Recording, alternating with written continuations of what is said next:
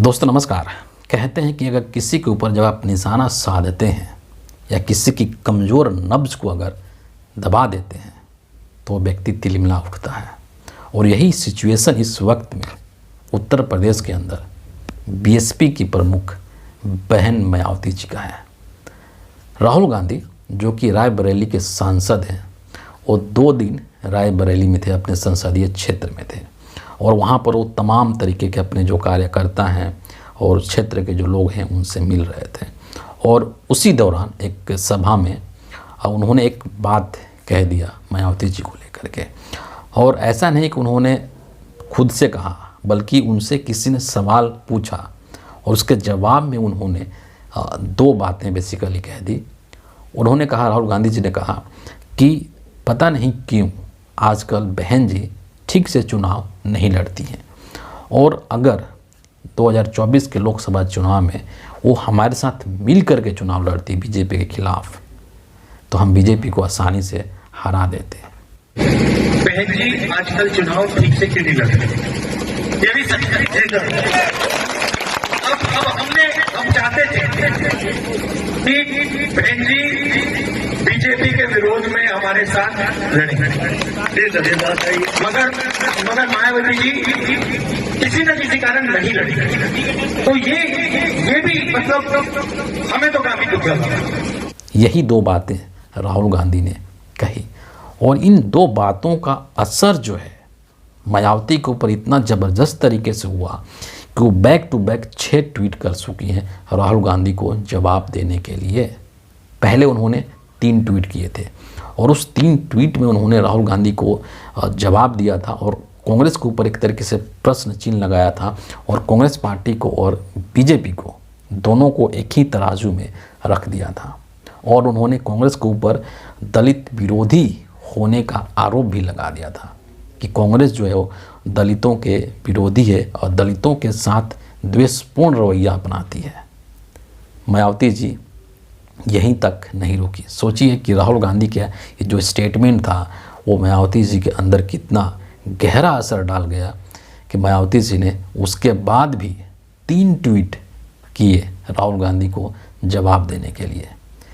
और ये जो 3 ट्वीट हैं उनका अगला जो 3 ट्वीट है उसको मैं यहाँ पर ज़रूर आपसे शेयर करूँगा। क्या कहती हैं मायावती जी कि कांग्रेस ने दिल्ली विधानसभा चुनाव में इस बार बीजेपी की बी टीम बनकर के चुनाव लड़ा। यह चर्चा आम है जिसके कारण वहाँ पर बीजेपी सत्ता में आ गई, वरना इस चुनाव में कांग्रेस का इतना बुरा हाल नहीं होता कि यह पार्टी अपने ज़्यादातर उम्मीदवारों की जमानत भी न बचा पाए। पहला चीज़। दूसरा, ये कांग्रेस के ऊपर आरोप लगा रही हैं कि अतः इस पार्टी के सर्वेसर्वा श्री राहुल गांधी को किसी भी मामले में दूसरों पर व खास करके बीएसपी की प्रमुख पर उंगली उठाने से पहले अपने गिरेबान में झांक करके ज़रूर देखना चाहिए। ये उनके लिए बेहतर होगा और यही मेरा उनको सलाह है।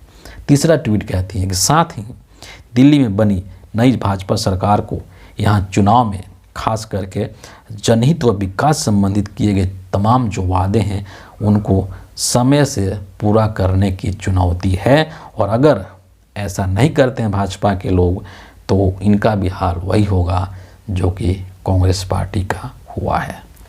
ये सब जो चीज़ें हैं इसको अगर आप समझने की कोशिश करें तो कुछ बातें सामने निकल कर के आती हैं। पहली चीज़ जिसका कि मैं चर्चा अपने पहले वीडियो में भी कर चुका हूँ कि राहुल गांधी ने जो स्टेटमेंट दिया था उनका टारगेट दरअसल मायावती नहीं थी। उनका टारगेट जो मायावती का वोट बैंक है, मायावती का जो कोर वोटर है वो है। और इसीलिए मायावती को ये डर सताने लग गया क्योंकि मायावती की जो राजनीति है ऑलरेडी जो है वो संकट में है। लोकसभा के अंदर मायावती जी के एक भी सांसद नहीं, एमपीज नहीं है। उत्तर प्रदेश के अंदर विधानसभा के अंदर इनका एक एमएलए है। तो ऑलरेडी अपने अस्तित्व के संकट से जूझ रही हैं मायावती जी। अपने पार्टी को किस तरीके से बचाना है, किस तरीके से चुनाव जीतना है, इन सब चीज़ों से गुजर रही है मायावती जी। और ऊपर से जब राहुल गांधी का यह स्टेटमेंट आता है तो ये स्टेटमेंट मायावती जी को बहुत ही विक्षिप्त कर देता है, बहुत ही विचलित कर देता है, बहुत ही परेशान कर देता है क्योंकि इस स्टेटमेंट के माध्यम से राहुल गांधी बीएसपी के जो कोर वोटर हैं उसको निशाना बनाने की कोशिश करते हैं। बेशक से मायावती जी के पास कोई सांसद नहीं है, बेशक से मायावती जी के पास उत्तर प्रदेश के अंदर विधानसभा में एक ही एमएलए है, लेकिन इस बात से कोई इनकार नहीं कर सकता है कि आज भी दलितों का एक ऐसा तबका है जो कि मायावती जी का वोटर है और जो कि मायावती जी को वोट देता रहा है। उत्तर प्रदेश के अंदर दलितों की जो संख्या है तकरीबन 20-21% के आसपास है। हिंदुस्तान के अंदर दलितों की संख्या 16-17% के आसपास है। अब तो और बढ़ गया होगा, क्योंकि ये जो आंकड़ा है वो 2011 के सेंसस का आंकड़ा है, 2021 में सेंसस हुआ ही नहीं, तो ये जो संख्या है और बढ़ गया होगा। और जो हिंदी प्रदेश हैं, जो भाषी जो राज्य हैं, वहाँ पर बीएसपी का और मायावती का आज भी वोट बैंक है। इसलिए मायावती का असर अभी भी है हिंदुस्तान की राजनीति के ऊपर, और उसी वोट बैंक को साधने के लिए राहुल गांधी ने ये स्टेटमेंट दिया।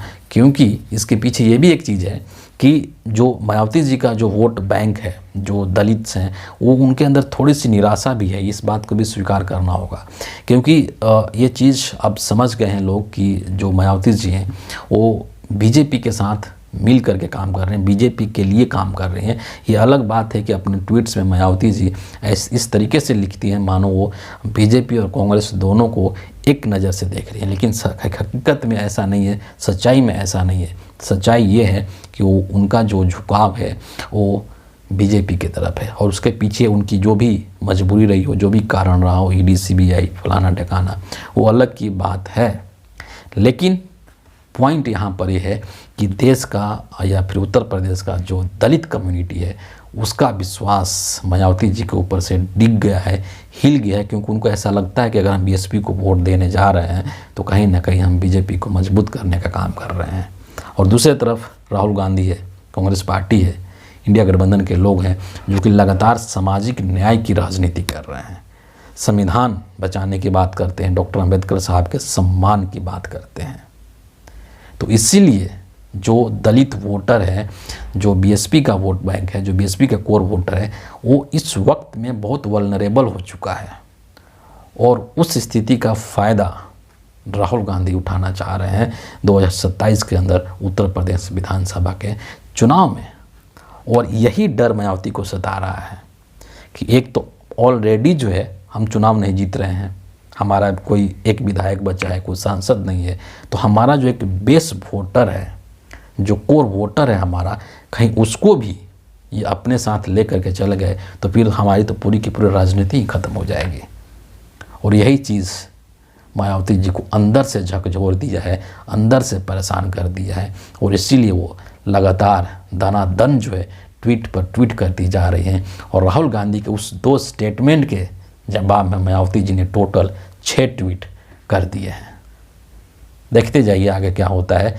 फिलहाल आप इस चीज़ को लेकर के, ये जो राहुल गांधी और मायावती के बीच में ये जो शब्दों का एक्सचेंज हो रहा है, इस पर आप क्या सोचते हैं, आपकी क्या राय है, आपका क्या नज़रिया है, वो हमसे ज़रूर आप साझा करें कमेंट बॉक्स में लिख करके।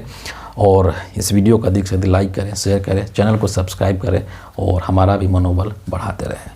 इस वीडियो के लिए इतना ही है। आप सभी का बहुत बहुत धन्यवाद।